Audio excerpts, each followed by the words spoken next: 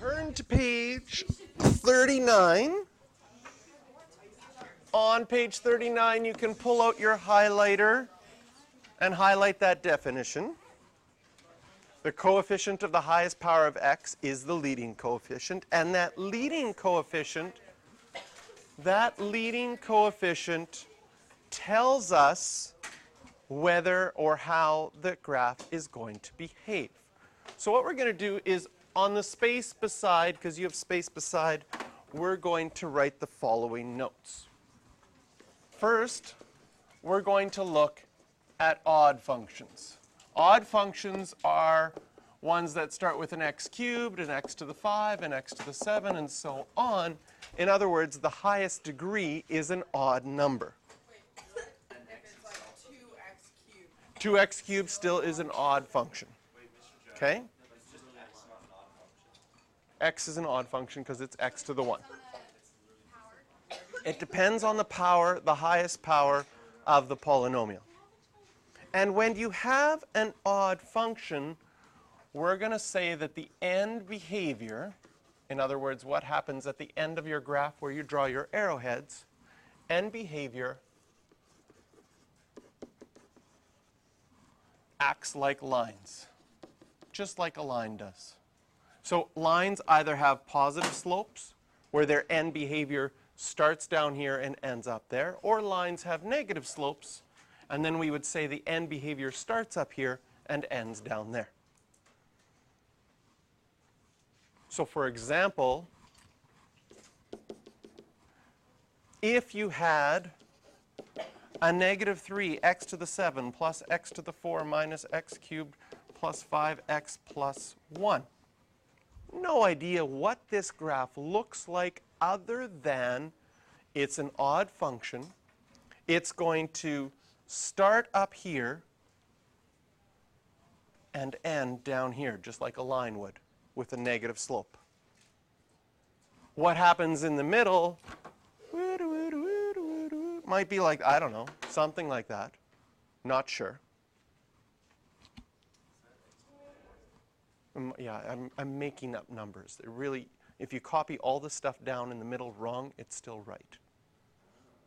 Okay? So the key thing here, the end behavior, and when we talk about end behavior, that's what happens at the ends of the graph. Can you see if you join those end behaviors together, it acts like a line. It starts up there, has a negative slope, would end down there.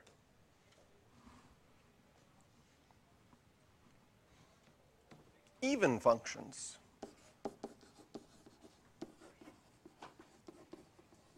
Even functions have an even number starting off, and the end behavior of even functions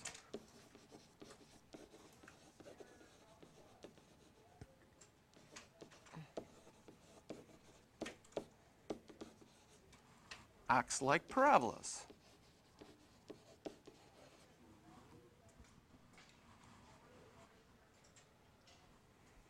Acts like,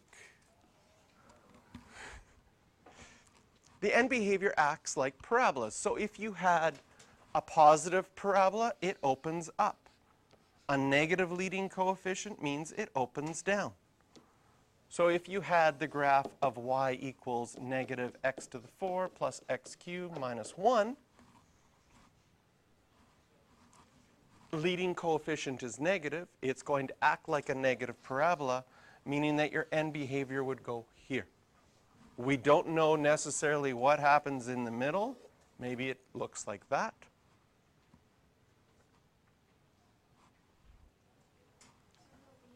But if you connected this to a parabola, it acts like a parabola at the end.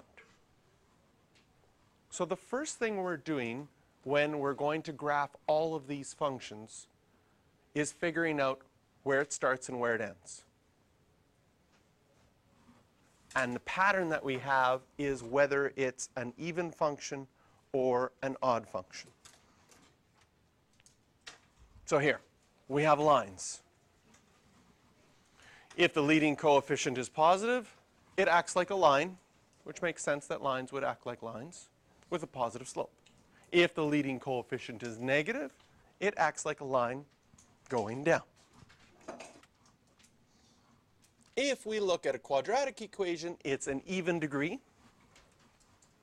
If the leading coefficient is positive, it opens up. And the leading coefficient is negative, it opens down. And parabolas act like parabolas.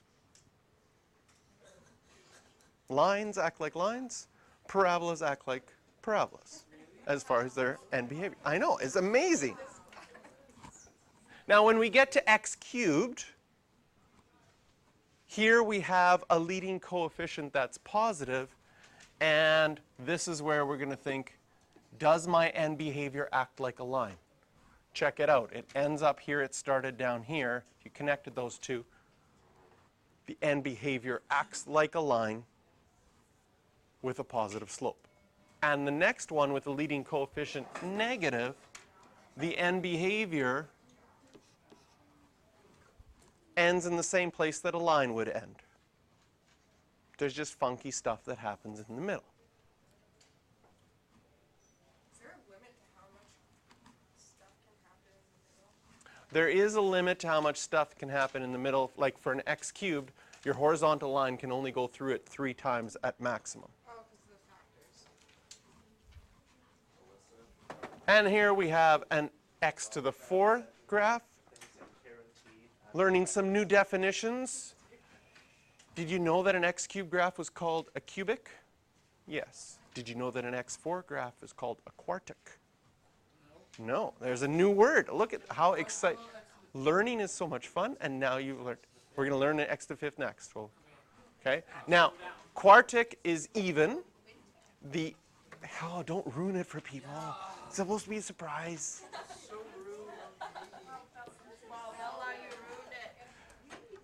It's an even function. It's going to act like a parabola. Can you see that the end behavior are both pointing up, just like a parabola would if it was opening up? And if it's negative, it acts like a parabola going down. Can you see that both ends of this x to the 4 graph end pointing down?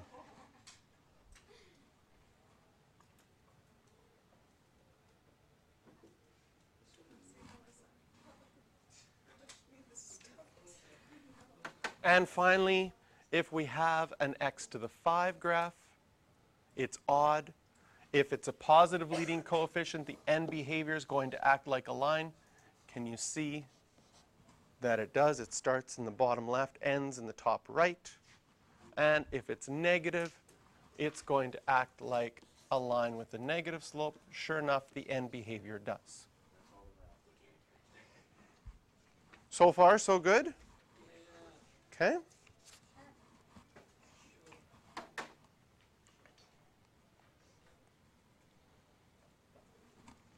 So when we're talking about end behavior, that's what's happening when your x values get very large positive numbers or very large negative numbers. Here's some notation that you're going to see more in calculus later. If you want to say x gets very big, we write an x and then an arrow and then infinity. Means that x is approaching infinity, just getting bigger and bigger and bigger. When do you use this notation? You use it a lot when you get into limits. Next semester. No, next year. Okay? So, now, if you had to write this in words, okay, so if there was an exam that says, describe the end behavior, this is how you could describe it. Now, you can use whatever words you have, but if you have an odd function and it's positive, this is the way to remember it, a positive slope of a line. So they say the graph falls to the left and rises to the right. That's kind of confusing if you were trying to memorize that. I think if you just think of the line, it describes it, right? It goes down to the bottom left corner, up to the top right corner. I don't know however you'd like to use words. And a negative slope acts like a negative line. Same thing with even functions, right? here is the words, but if you think about having a positive slope acting like a parabola, a negative slope acting like a negative parabola, you can tell what the end behavior is just from those pictures.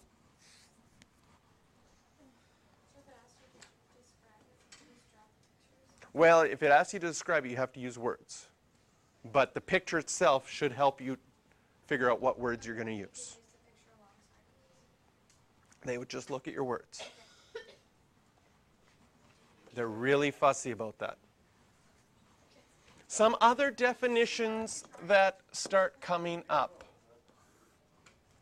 In these graphs, we're going to talk about local maximum points and local minimum points. Right? You probably remember in grade 5, who is the tallest person in your class? Okay? No, I was taller than him. Alex. Okay? Now, when you're the tallest person in your class, we would describe you as a local maximum point. Because in your class, you're the tallest, but you were probably not the tallest grade 5er in the whole world. Okay? It could be possible. Okay? I saw a picture of this, I guess there's this kid in India who is 6'8" in grade 2 or something crazy. Yeah. They got pictures of him with his classmates. It's hilarious. Right? He's an absolute maximum. He's really good at basketball, apparently. Imagine being 6'8" and being bad at basketball. Okay? Second grade. But is he going to grow even He's gonna more grow to when he like gets 10. I think so. When he's Anyways. like 10 feet tall? So we have local maximums. In this situation, there's 2 local maximums. You're the biggest in your class, someone else is the biggest in their class. This one right here is a local maximum and an absolute maximum of this function, because it's the highest it ever gets. You could also have local minimums. Oh, man. There we go. I want to highlight that one in yellow. That would be a local minimum. You're the shortest in your class. But according to this graph, there's shortness goes down forever. So I guess it doesn't really make sense. So for like, so they're both local, but the tallest one in the whole game is It's also called an absolute maximum. Okay? Now, calculus is really interested in finding these maximum and minimum points. Okay? Applications, you've done applications to maximums and minimums in grade 11 with parabolas. Remember, you're trying to find the maximum because that was the highest point of the parabola, or trying to find the minimum. And you had those questions like, if I increase the price of the tickets by $2, I sell 3 less, what price should I set it at to make the most money possible? Okay? Those questions, once you get to calculus, you can solve them that quick. So if you want to stay with calculus, you can find out how to solve those questions that took you a long time in seconds. Yeah, it's working. It's working. Is it? I think so. Is it? I think so. You're always mad at me. Okay. All right, let's go to example number 1. I love when they attack you for unintentional too. And in example number 1, we're going to go back to the oldest method of graphing that you were taught. Not a calculator, before a calculator. Okay? It's where you just do a table of values and plot as many points as you can and see what it looks like. Okay? Now, first of all, with graphing A, so we'll do A here first. The one thing we already know is the end behavior. Can you see that it's an odd function? Can you see that the leading coefficient is positive? So we know that it's going to end down here and up there. We just need some points in between to do the best that we can. The more points we have, the more accurate we'll be. What point would you like to plug in first? 0. 0 is 0. Good. So we've got the point 0, 0. What's another one you could plug in? 1. 1 is, plug in 1, negative 2. So, okay. 2 would be negative 4. Okay. 3.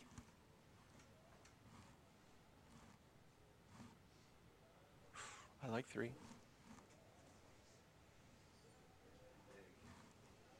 0. Let's do some negative numbers. What happens with negative 1? Because we're trying to figure out, can you see that we sort of have an idea that maybe our local minimum is going to be somewhere in here? And plugging in negative 1 gives me negative 1 minus 3, negative 4. So it looks like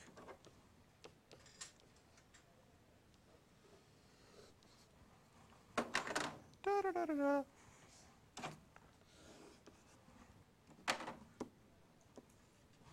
Da, da, da, da. Perfect. And there we have an idea of our graph. Now, we don't know for sure that what number was this?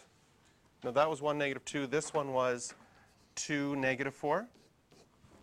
Yes, we don't know for sure if 2, negative 4 is the local minimum. We're just estimating right now. It might be that at 2.1 it goes a little bit lower. So like, it's just because there's numbers in between 2 and 3, because 3 goes back up. Yeah, and it goes, 3 is it back up at 0. So we know it has to bottom out somewhere in there and go back up. We don't know exactly where that local minimum. Again, to find out exactly where that local minimum is, a great thing to use is calculus. Oh. Calculator will also work, and you can find the local minimum that way. Same thing, I'm not quite sure yet. Well, I know, but I'm not telling you why. I'm not sure yet why 0, 0, if that's actually the maximum, the local maximum there. Or maybe it went up a little bit higher before it swooped down to negative 1, negative 4. But this is the idea. So how do you know when to stop plugging in points? So I figured out here it went back up, so and I know it had to go back up again. It can't come back down again because of how the end behavior works. So let's look at B. And of course, with everything we've always done in life, mathematical lives, we learn better ways than table of values eventually. However, there have been a couple of examples on the final exam where I would say, you know what, the table of values is your best bet for understanding this question because the graph was weird or different, so then a table of values is very helpful. So let's look at this one. Start our table of values, set our graph off here to the side. We know that the leading coefficient is negative, and it's an even function, so our end behavior is going to be down here in the end. That much we know. So we can start plugging in points. 0 is a wonderful point to plug in for mental math. What is it going to equal? 3. 0, 3. How'd it go? 1 is another good value to plug in. Negative 4, negative 1, minus 6, minus 9, negative 16, plus 3, negative 13.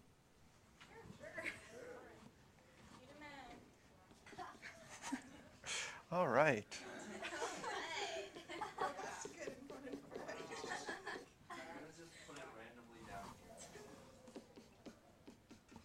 positive 1, Thank you for the play-by-play. negative 13.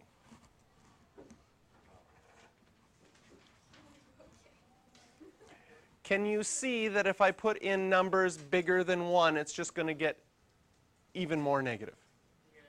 Okay, so maybe I'm going to stop with my positive values and start putting in some negative values. Negative 1. Negative 1 plus 6 minus 9 plus 3. Negative 1. No, it's 0. Okay, negative 1 plus 6, 5 minus 9, 4. negative 4 Negative 4. I was plus 3, right. negative 1. There's the negative 1, negative 1. Who's the smarty pants? Wait, well, I'm just to be saying that every single answer is 0. Negative. Wait, it's 1 plus 6? If we plug in negative 1, it would be negative 1 plus 6 minus 9 plus 3. Plug in negative 2. You would have negative 16 plus, oops, that's not right. Negative 16 8 times 6. 48. plus 48 minus 36 plus 3. Is it 0? Don't do that to me. 0. No, it's not 0. No, it's negative 1 again. It's Ooh. -1. I actually did come to that conclusion on my own. PSA. Okay, let's try negative 3. Stop this. Negative 3 will be negative 81. Negative 27 times 6. Is that right? Yeah. Okay, maybe I Right? want to do Yeah, it. I don't know. And then minus 81. 81. 81, 162. Two. It's 3. So it's 3. What? I feel like I'm kind of out of my communication with my parents. Yeah. I think that's I don't know my multiplication tables. Negative 4. Woo! Yeah, but I didn't know 8 times 6. Negative 4. oh my god. Negative 256. Or Because they're all still, we have to find out when it comes back down. Oh my god. 16 times 4 How's your test going? How's your test going? Okay, times 6. 4 cubed, 64 times 6. And it's going to be positive 100. Is it 384? 384. So, Usually they're not. 36. Because do you know why they're not calculator? Because then you just go to your graphing calculator and go blip and see the whole thing and right? Okay, I will show you. 28. This is Right now. minus 128. No, I don't know if 8 times that. I'm saying those two combined or. It's Oh. 144. I don't know what that is. This is 144 I think so. plus 3. Is that right? Yeah, 16 times 9. Okay.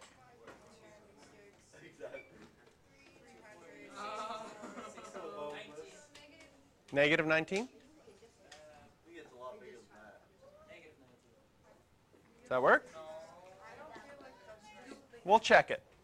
I'll show you how you can check it on your calculator. But let's, I feel like it's not. I feel like and so now, draw a curve between those points. That's your graph. Again, we don't know exactly where the maxes and mins are. Did you know your calculator can make a table of values for you? Okay, I'll show you how your calculator can do that. So we take out our calculator, we go to y equals, But you said it was There's- it's a non-calculated. I know, but I'm showing you how you could check it if you did it by hand first and wanted to see, did I get my values right? So what we're going to do in y equals, and this is good for next year, negative x to the power 4 minus 6x squared minus 9x squared, oh, minus 6x cubed, oops.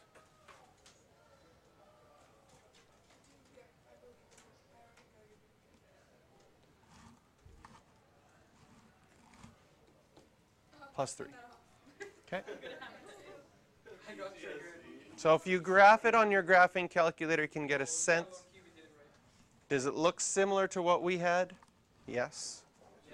Okay. And above your graph button, do you see how it says table? That's a table of values. 0 and 3, 1. And you can go, oh, let's check our negative answers. Oh, it was negative 13, so let's change it. I drew it at negative 13, so I'm lucky. When x is 19. When X Okay. was the right answer. So one time I had a student in class, Whip out their calculator. no, say, ooh, I wonder how far I can go down with table values, right? And they went down and went down, all class, down, down, down, down, down, down, down, down, down. Okay, so why exactly? Just to see. And then the problem is the next day, it starts where you ended off. So like if I go down, So you just press like quit. you're, right? Okay, and then, so you quit. Uh-oh. Keep on. Oh, whoa. Okay, so I quit.